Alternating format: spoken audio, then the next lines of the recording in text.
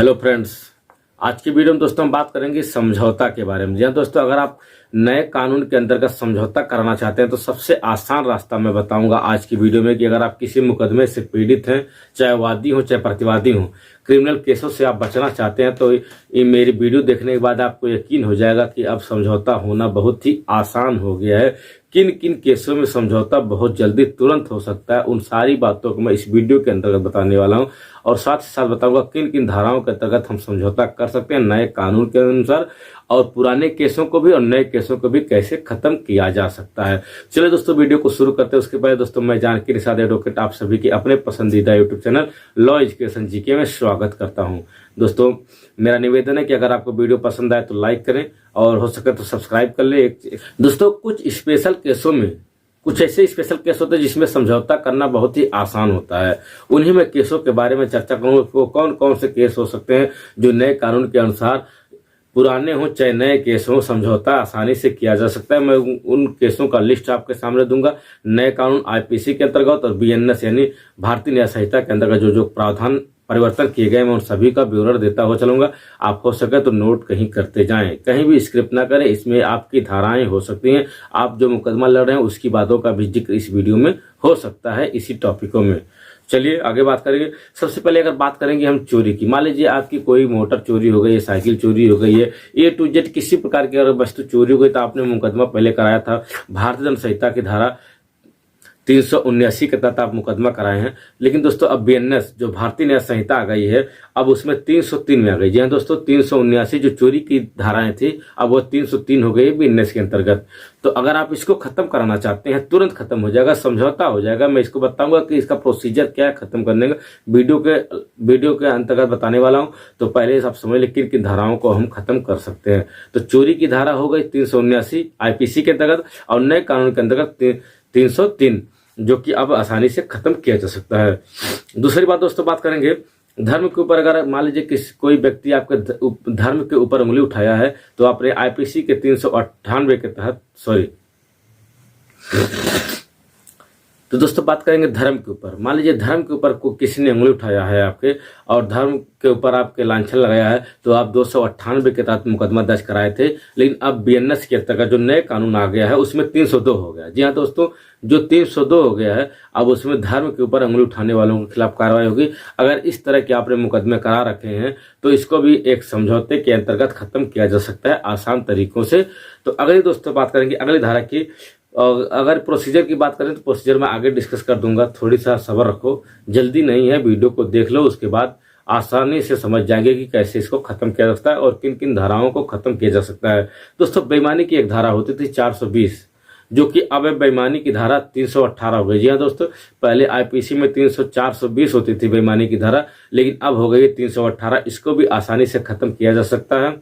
एक धारा और होती थी दोस्तों, अगर मान लीजिए कोई पति के जिंदा रहते चाहे पत्नी को जिंदा रहते, अगर वह पार्टनर दूसरी शादी कर लिया है तब हम धारा 494 लगा देते। कौन सी धारा?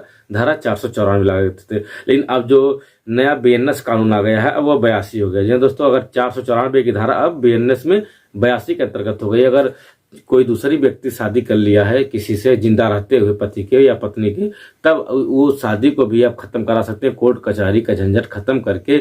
मान लीजिए आप इसे डिस्टर्ब होंगे, परेशान है, जब आप भी शादी कर लिए तो कोई दूसरी शादी आप भी कर लेंगे, इसलिए इस शादी को भी, इस मुकदमे को भी आसानी से खत्म कराया जा सकता है। 494 पहले था अब 82 हो गया बीएनएस का। दोस्तों अगली बात है, अगले सेक्शन की बात करेंगे हम अबॉर्शन का। एक धारा होती है दोस्तों अबॉर्शन की, जो कि पत्नी का कोई जबरदस्ती अबॉर्शन करा दे पति, या पत्नी खुद अबॉर्शन करा ले तो उसके खिलाफ हम लोग मुकदमा दायर कर रहे थे 312 आईपीसी का। लेकिन अब वह 312 आईपीसी 88 के अंतर्गत हो गई बीएनएस के अंतर्गत। जी हाँ दोस्तों, 312 की धारा जो है 88 बीएनएस में आ गई है। इसको भी आसानी से समझौता के जरिए खत्म कराया जा सकता है। इस प्रोसीजर को मैं आगे बताऊंगा। अगर यहाँ तक वीडियो आपको पसंद आई है तो एक लाइक, एक सब्सक्राइब, एक शेयर तो बनता है। चलिए दोस्तों आगे बात करेंगे धोखा की। जी हाँ दोस्तों, अगर आपके साथ कोई धोखा किया है तो आपने धारा 417 के अंतर्गत मुकदमा दर्ज कराया था, अगर आप उसको खत्म कराना चाहते हैं तो नए कानून के आसानी से खत्म हो सकता है। जी हाँ दोस्तों, अब 417 की धारा जो हो गई है अब 316। जी हाँ दोस्तों, बीएनएस के अंतर्गत 316 हो गई है। पहले 417 थी धोखा के लिए, अब 316 हो गई है बीएनएस में। तो इस बात को ध्यान रखें कि कौन सी धारा आईपीसी में थी, अब कौन सी धारा बीएनएस में हो गई। सेम धाराओं को हम लोग आपस में कनेक्ट करके चलते हैं। एक धारा होती मानहानि की। दोस्तों मानहानि के अंतर्गत तमाम मुकदमे हुए, मानहानि के फला व्यक्ति ने मेरी मानहानि किया है। दोस्तों मानहानि के ऊपर मैंने पूरी वीडियो बना रखी है, अगर आप वीडियो देखना चाहते हैं तो मेरे यूट्यूब चैनल को सर्च करके इसी नंबर पर क्लिक करके आप उसको देख सकते हैं, लिंक पर जाकर के। तो बेईमानी की जो मानहानि का सेक्शन है मैं उसको बारीकियों से अध्ययन किया है, तो आप वहां से देख सकते हैं। जी हाँ दोस्तों, मानहानि का एक सेक्शन होता था। मानहानि का सेक्शन में हम लोग 499 के अंतर्गत किसी व्यक्ति के ऊपर मानहानि के लिए जुर्माना लगाते थे। दोस्तों यह लंबी प्रोसीजर होती है कोर्ट की कि कब कोर्ट हमें जुर्माना देगी, कब उसको सजा देगी। अगर आप उससे बचना चाहते हो तो आप समझौता कर सकते हैं उस व्यक्ति के साथ जिसने आपकी मानहानि किया है। तो पहले आईपीसी में 499 के अंतर्गत होता था, लेकिन अब यह बीएनएस नए कानून में भारतीय न्याय संहिता में अब यह 356 के अंतर्गत हो गया। 499 की जगह 356 बीएनएस के अंतर्गत हो गया। तो इसको भी आसानी से खत्म कराया जा सकता था। दोस्तों एक धारा होती थी धमकी की। जी हाँ दोस्तों, अगर कोई व्यक्ति जान से मारने की धमकी देता हो, किसी प्रकार की अगर कोई धमकी देता था तो उसके लिए 506 के अंतर्गत हम लोग मुकदमा दर्ज कराते थे। लेकिन 506 351 हो गई। जी हाँ दोस्तों, 506 की धारा अब 351 हो गई है, धमकी वाली धारा। दोस्तों एक धारा होती थी नुकसान की, 427। जी हाँ दोस्तों, एक धारा होती थी 427 जो कि नुकसान की धारा होती थी। अब वह धारा हो गई है 324 के अंतर्गत। जी हाँ दोस्तों, 324 बीएनएस के अंतर्गत इन धाराओं को जोड़ दिया गया है। इसको भी हम खत्म करवा सकते हैं। एक धारा होती थी दोस्तों, घर में घुसकर किसी व्यक्ति के साथ मारपीट करना, गृह अत्याचार करना, किसी भी तरह का हमला करना घर में घुस करके, तो 452 लगती थी। लेकिन 452 की धारा अब बीएनएस के अंतर्गत 332 हो गई। कितना हो गई है? 332 बीएनएस के अंतर्गत हो गई है। इसको भी खत्म कराया जा सकता है। इसकी सारी प्रोसीजर अब कहीं घबराएं मत, मैं इसको बताऊंगा कैसे आप खत्म करा सकते हैं।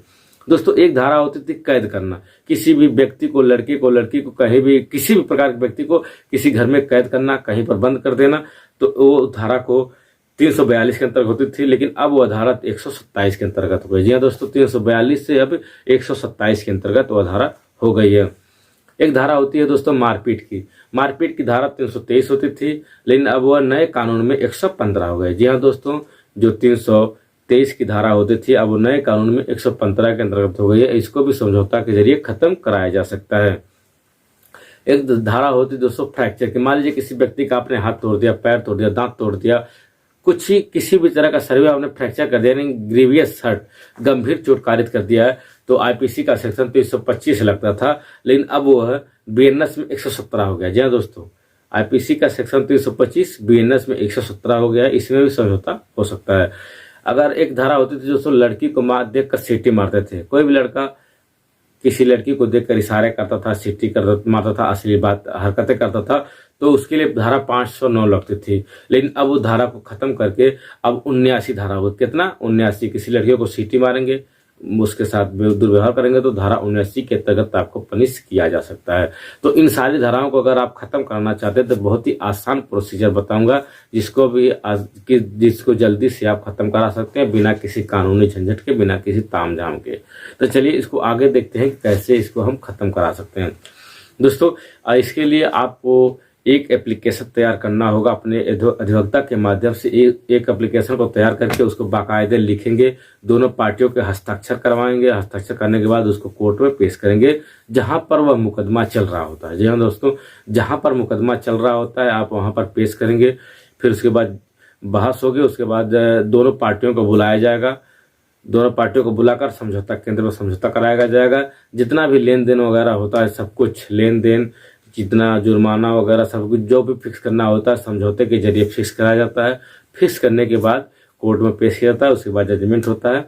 जजमेंट के बाद आप उस व्यक्ति के ऊपर जो समझौता किया रहता है कभी भी मानहानि का केस नहीं कर सकते। जी दोस्तों, किसी भी प्रकार का आप केस उसके ऊपर नहीं कर सकते, क्योंकि आप दोनों ने मिलकर मुकदमे को डिसाइड किया है, समझौता किया है। तो इन सारे प्रोसीजर को फॉलो करते हुए, इन धाराओं को आप ध्यान में रखते हुए आप किसी भी तरह के मुकदमे के पचड़े से बच सकते हैं और आसानी से समझौता अपना करा सकते हैं।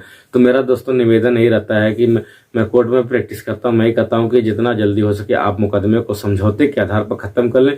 क्योंकि दोस्तों एक बात हमारी नोट कर लीजिए, समझौते के आधार पर हुआ मुकदमा जो फैसला होता है उसमें कोई व्यक्ति हारता नहीं। जी दोस्तों, दोनों व्यक्ति जीतते हैं, दोनों व्यक्ति हारते हैं। इसलिए इन जो समझौता होता है इसमें दोनों बराबर बराबर पक्ष होते हैं। दोनों जब बराबर पक्ष होते हैं तभी समझौता होता है। कोई कम कोई ज्यादा नहीं होता है, सभी लोग बैलेंस होते हैं, इसलिए समझौता करना एक अच्छा पहल हो सकती है। तो आज की दोस्तों वीडियो में इतना है। अगर वीडियो को पसंद है, किसी भी प्रकार का आप डाउट हो तो आप मुझसे डायरेक्ट कमेंट कर सकते हैं, या मुझसे बात करना चाहते हैं चैट मैसेज के माध्यम से तो मेरे व्हाट्सएप नंबर पर आप क्लिक करके मुझसे बात कर सकते हैं। तो आज की दोस्तों वीडियो में इतना ही। अगर यहाँ तक वीडियो पसंद है तो मेरे वीडियो को लाइक करें, चैनल को सब्सक्राइब करें, एक शेयर करें। चलिए दोस्तों मिलेंगे किसी अन्य वीडियो, तब तक के लिए जय हिंद।